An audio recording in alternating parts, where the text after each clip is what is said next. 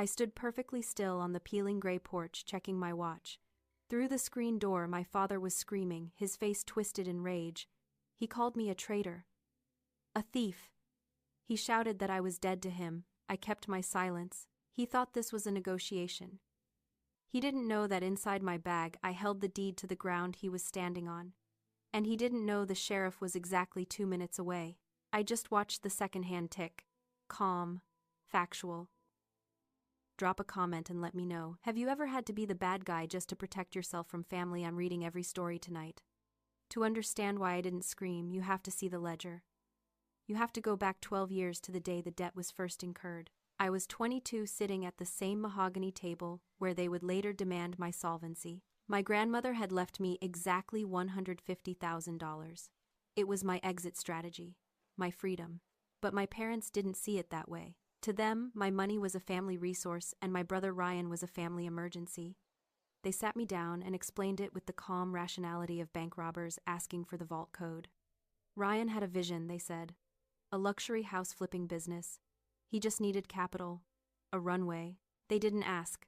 They informed me that my inheritance would be the seed money. They called it a loan. They promised high returns. I was young and I was trained to be obedient. I signed the check. That signature cost me a decade. While Ryan leased a Range Rover and played CEO in empty construction sites, I lived on instant noodles and panic. I worked 2 jobs while studying for my CPA exams. I developed ulcers before I turned 25. I remember one specific night shivering in an apartment with no heat because I couldn't afford the gas bill, scrolling through social media to see Ryan popping champagne on a boat. My parents liked his photos. They ignored my calls. For years I thought it was just favoritism. I thought if I worked harder, if I became successful enough, they would finally respect me. But forensic accounting taught me to look for the story behind the numbers. It taught me to analyze the flow of emotional currency. And that's when I realized the truth. It wasn't just that they loved him more. It was a structural necessity. Every toxic system needs a pressure valve. In our family, Ryan was the golden child, the vessel designated to hold all their grandiose delusions. He was the proof that they were special, destined for greatness. But for that delusion to survive reality, someone else had to hold the shame.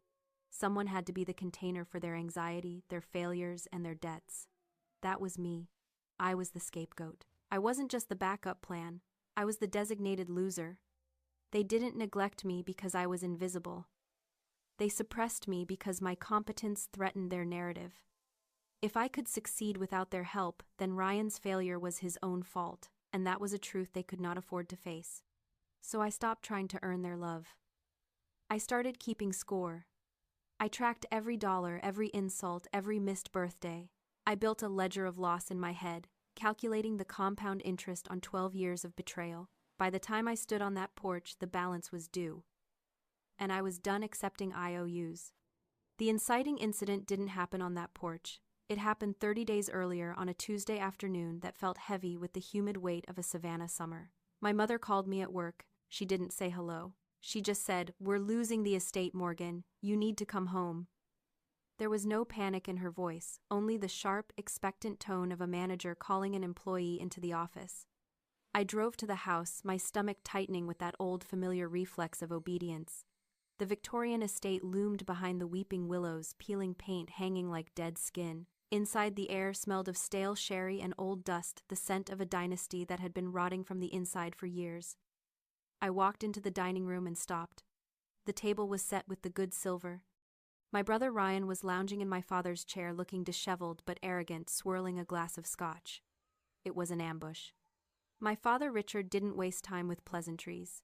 He slid a piece of paper across the mahogany. It was a foreclosure notice. He told me there was a temporary lien on the property. A misunderstanding, he called it. A cash flow issue. He told me they needed $250,000 to make it go away. He didn't ask if I had it. He didn't ask if I was willing. He simply instructed me to take out a loan against my own portfolio. He spoke as if my financial stability was a family asset he had simply left in storage for a rainy day. I looked at Ryan. He wouldn't meet my eyes. I looked at the paper. The numbers didn't add up. Forensic accounting is about patterns, and this pattern screamed negligence. "I need to see the books," I said. "I'm not giving you $250,000 without an audit." The room went cold. My mother stood up, her face tight with a lifetime of repressed entitlement. She looked at me with a pity that felt like a slap. She told me I had always been difficult. She told me I didn't understand how the world worked for people like Ryan, people with vision. And then she said the words that severed the last thread of my loyalty. She looked right at me and said, "You've always been lucky, Morgan. You have it easy.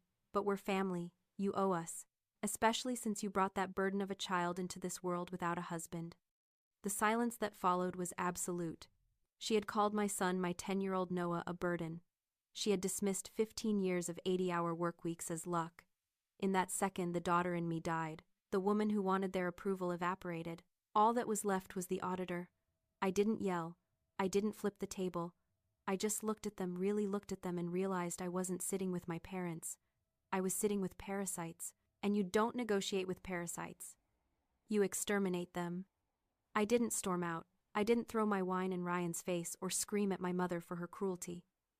That would have been an emotional reaction, and emotions are liabilities. I simply stood up, picked up my purse, and walked out the front door. Behind me, I heard my father shouting my name, a command he still believed held weight. I got into my car, locked the doors, and drove away from the decaying estate until the smell of mildew was replaced by the clean, sterile air of my own car. The moment I was out of their sight, I made a call. Not to a therapist, but to Haley. She's an attorney, a shark in a silk blouse who handles distressed assets. "I need you to run a title search," I said. "And I need a credit check on a property. Rush order." For the next 48 hours, I treated my family like a hostile corporate takeover. Sleep became irrelevant. Grief was just noise. I filtered out. I audited. I pulled public records, lien histories, and court filings. I built a timeline of their insolvency. What I found wasn't just bad luck. It was gross negligence bordering on fraud. They had lied about the numbers. Of course they had. The debt wasn't $250,000. It was $450,000. The temporary lien was actually a second mortgage taken out 3 years ago, followed by a home equity line of credit that had been maxed out in 6 months. I traced the withdrawals. They didn't go to home repairs or medical bills. They went to casinos in Atlantic City and online sports betting platforms. Ryan wasn't just a failure. He was an addict, and my parents were his enablers, feeding the house into the slot machine of his life. I sat in my home office staring at the spreadsheet. The math was indisputable. If I gave them the money they asked for, it would be gone in a year. They were a black hole. Financial gravity would crush anything I threw at them. There was no saving the estate for them. It was already dead. They just hadn't signed the death certificate. So I made a different calculation. I looked at my own portfolio.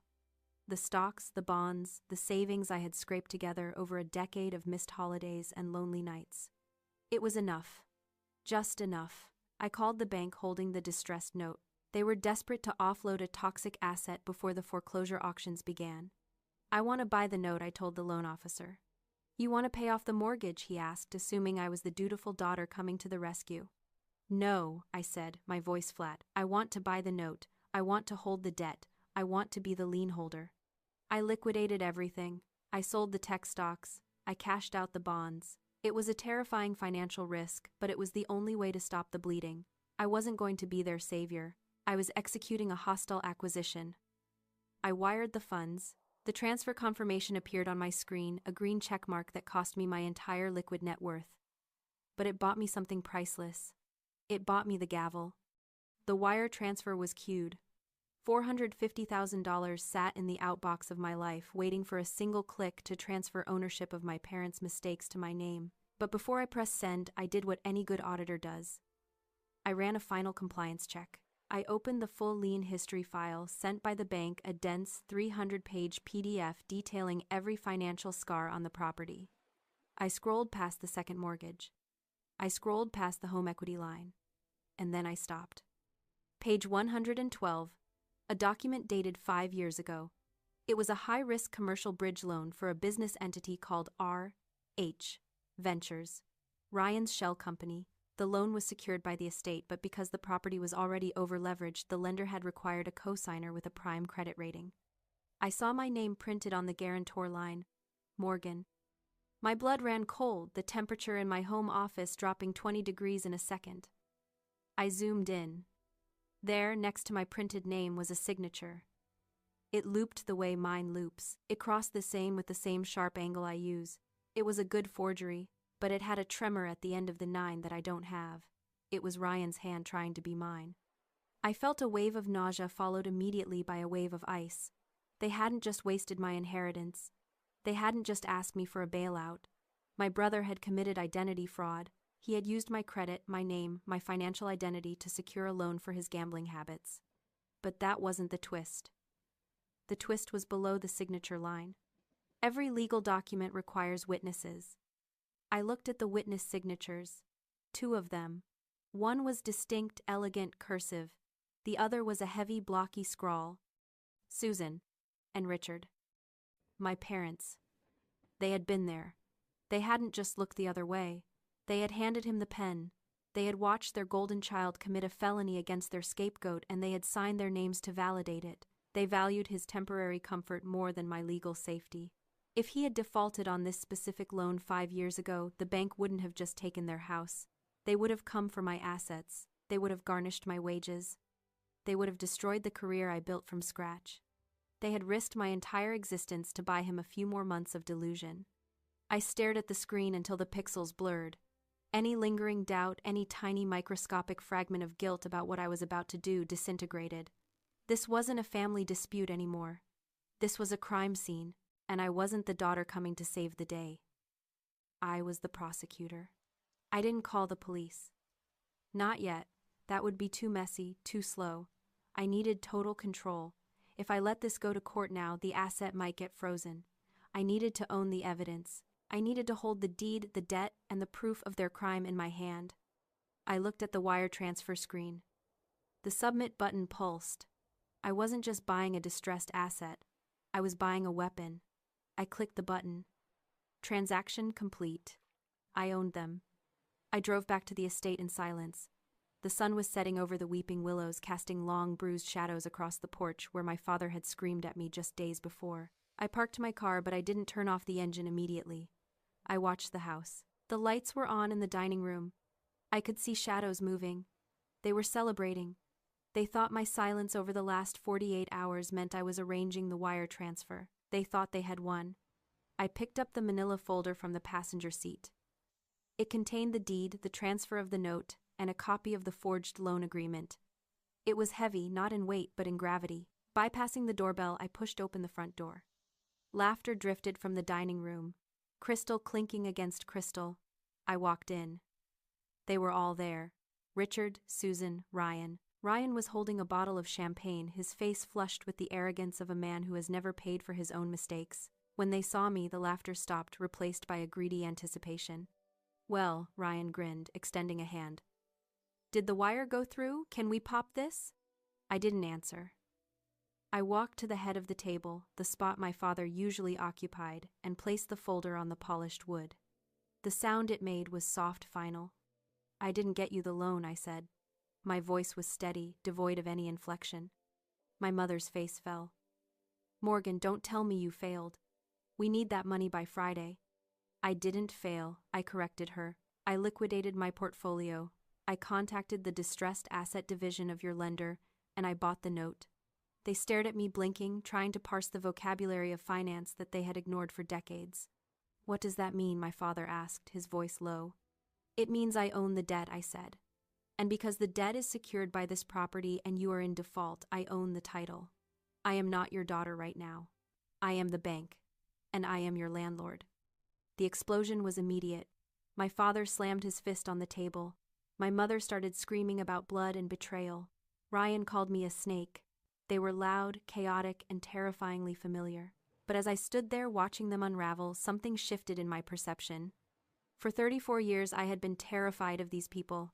I had seen them as giants, authorities, the gatekeepers of my worth. But as I watched my father's face turn purple and my mother clutch her pearls in performative agony, I realized something profound. Their power was an illusion.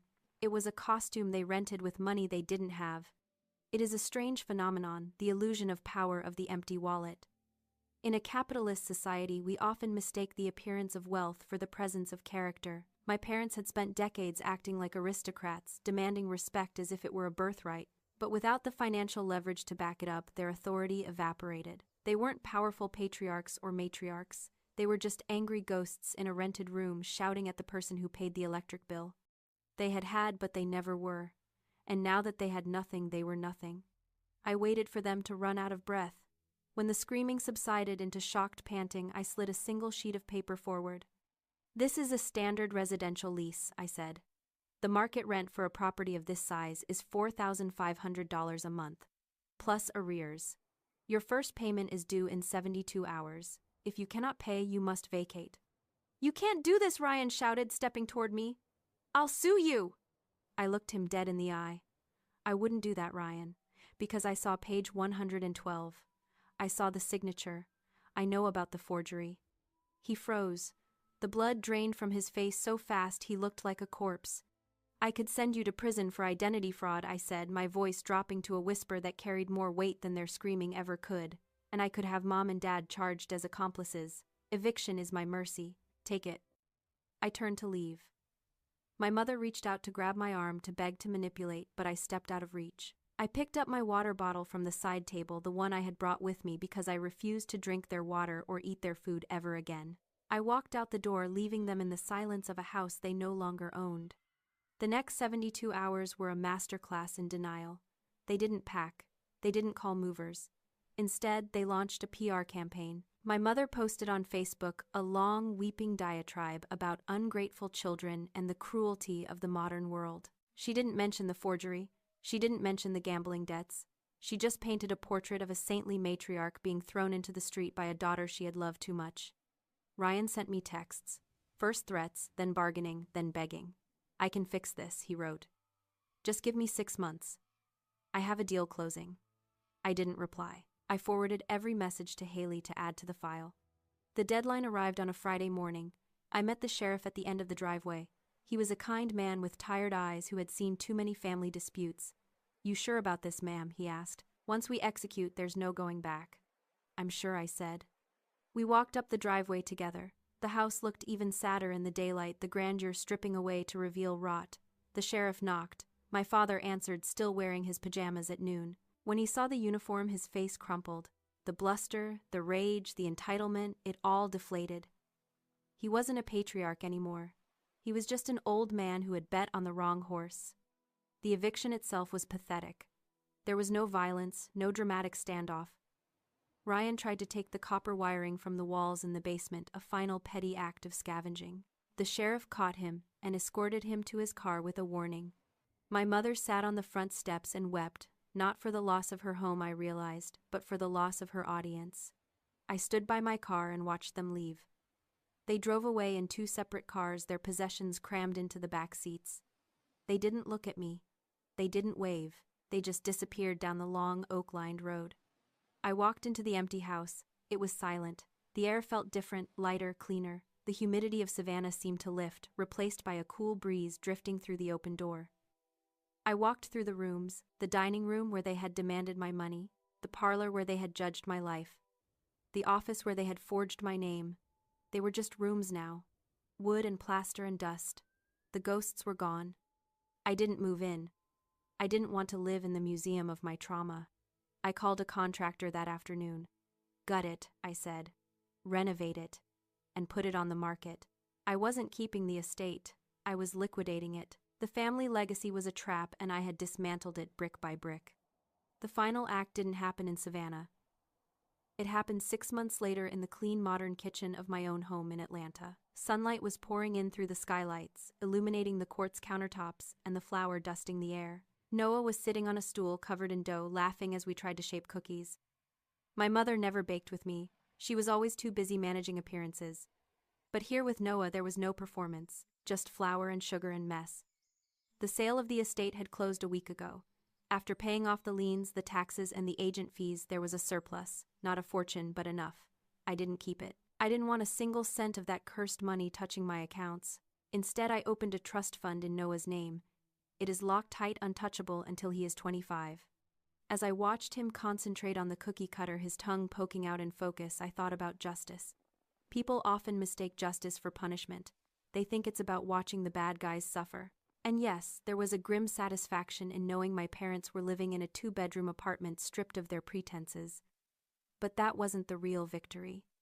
Real justice is like gardening. Sometimes you look at a tree, a family tree, and you realize the rot has gone too deep. You can't heal it. You can't love it back to health. If you let it stay, it will infect everything around it. It will block the light. It will poison the soil. So you have to make the hard choice. You have to cut it down. You have to uproot it completely, not out of malice but out of necessity. You clear the ground so the new saplings can find the sun.